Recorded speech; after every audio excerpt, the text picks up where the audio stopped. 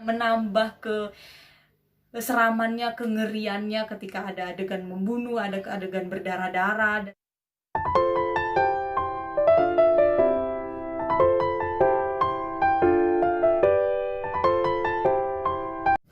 Hai, aku Ami Teresia.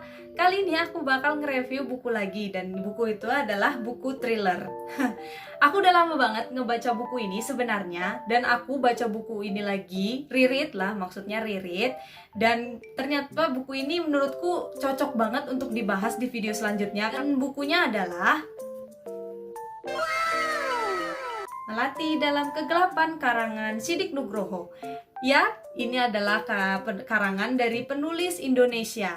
Siddik Nugroho ini sudah banyak menerbitkan buku-buku yang bergenre thriller atau horor, dan ini adalah salah satu karyanya yang diterbitkan pertama kali itu tahun 2014.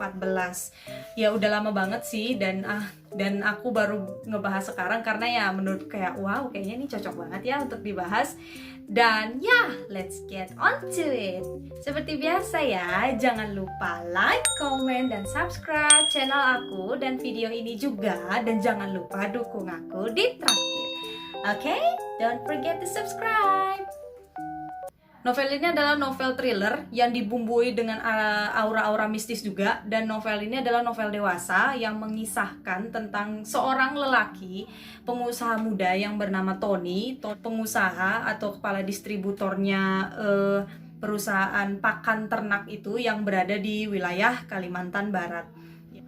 Lalu kehidupannya itu berubah ketika dia melihat penampakan seorang gadis yang sering banget muncul di depannya dia, kadang juga sering banget muncul di mimpinya dia dengan gadis yang sama. Jadi kayak sering melihat penampakan gadis ini entah di rumahnya dia pas malam-malam atau di halaman dia. Dan setelah diselidiki oleh Tony, ternyata gadis ini bernama Melati. Melati ini dikabarkan meninggal karena dibunuh oleh pacarnya sendiri. Selain dihantui oleh gadis ini, si Tony ini juga banyak mendapat ancaman-ancaman gitu deh. Dia tuh sering banget mendapat ancaman yang mengerikan. Salah satunya dia pernah di rumahnya itu mendapatkan sebuah kardus yang di dalamnya itu berisi kepala anjing yang dipenggal. Lalu di kamarnya itu, di dinding kamarnya itu bertuliskan tulisan dari darah, yang di dindingnya itu tertorehkan tulisan "Utangmu adalah utang darah".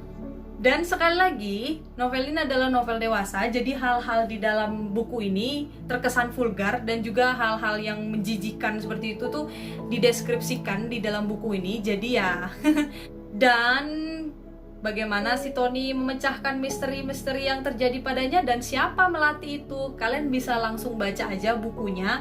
Semua jawabannya ada di buku ini dan itu seru banget. Ya, aku suka sih dengan ceritanya. Kisah yang dibangun sejak lembar pertama itu benar-benar bikin kita sudah tegang sendiri gitu, karena di dalam buku ini tuh nggak bertele-tele, jadi kayak nggak ada lagi hal-hal yang diperpanjang, jadi langsung to the point, langsung ke permasalahan dan langsung dikasih tahu apa permasalahan dari buku ini. Dan juga novel ini tuh dibumbui kisah-kisah romantisme juga dengan Tony dan dua kekasihnya.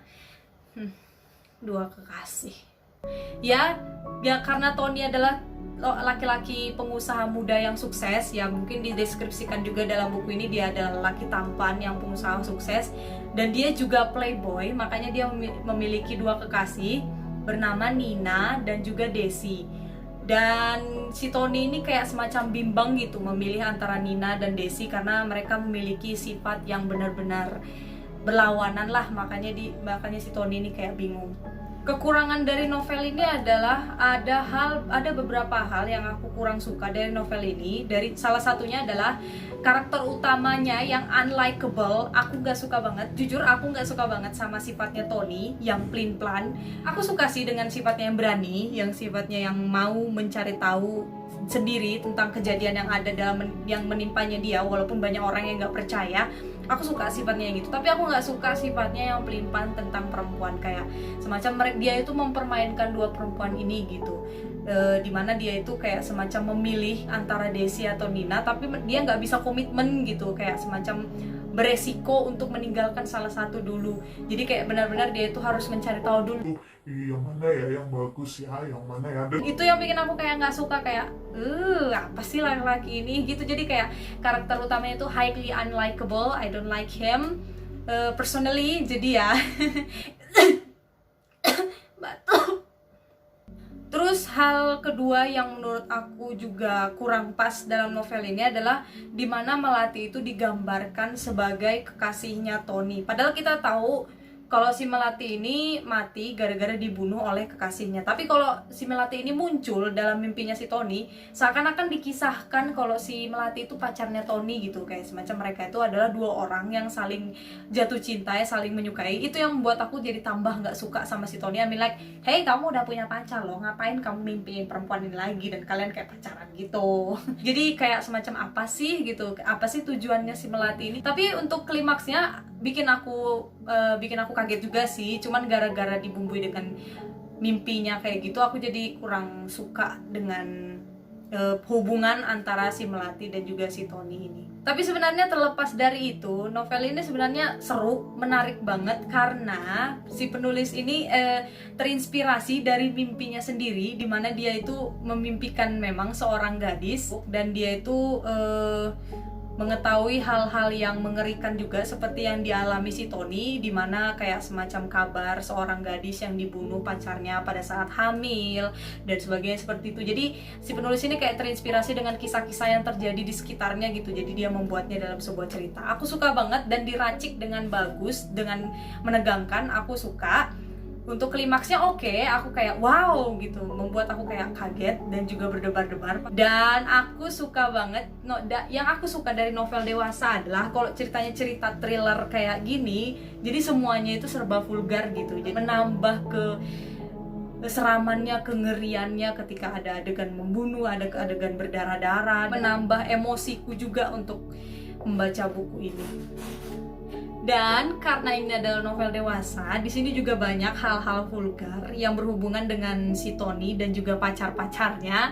Jadi disarankan ini dibaca untuk orang-orang dewasa karena di sini ada adegan-adegan yang mungkin nggak cocok untuk anak-anak remaja atau anak, ya pastinya anak remaja ke bawah itu nggak cocok untuk baca buku ini. So ya, overall aku ngasih buku ini rating. Aku sebenarnya ngasih ini poin 3 dari 5 karena apa ya, untuk klimaksnya aku suka, tapi endingnya aku kurang suka, dimana endingnya itu menurutku kurang menjelaskan semua yang ada dalam masalah-masalahnya. Oke, cukup mungkin untuk beberapa orang, tapi menurutku masih kurang jelas gitu dijelaskannya di bagian akhir. Dan gara-gara aku nggak suka sifatnya Tony, dan Tony itu is really unlikable and I don't like him, so yeah, this book deserve 3. Tapi overall I love it, aku suka. Ini seru banget untuk kalian yang suka thriller dewasa yang gore, yang gore gitu, yang banyak darah-darahnya. Ini cocok banget, dan karena ini adalah penulis Indonesia, aku acungi jempol banget deh. Keren, ini novel keren banget. Terima kasih atas karya ini. Oke, itu aja videonya, dan terima kasih banyak udah nonton. Jangan lupa like, komen, dan subscribe channel ini dan video ini, dan jangan lupa dukung aku juga di traktir. Oke, thank you for watching.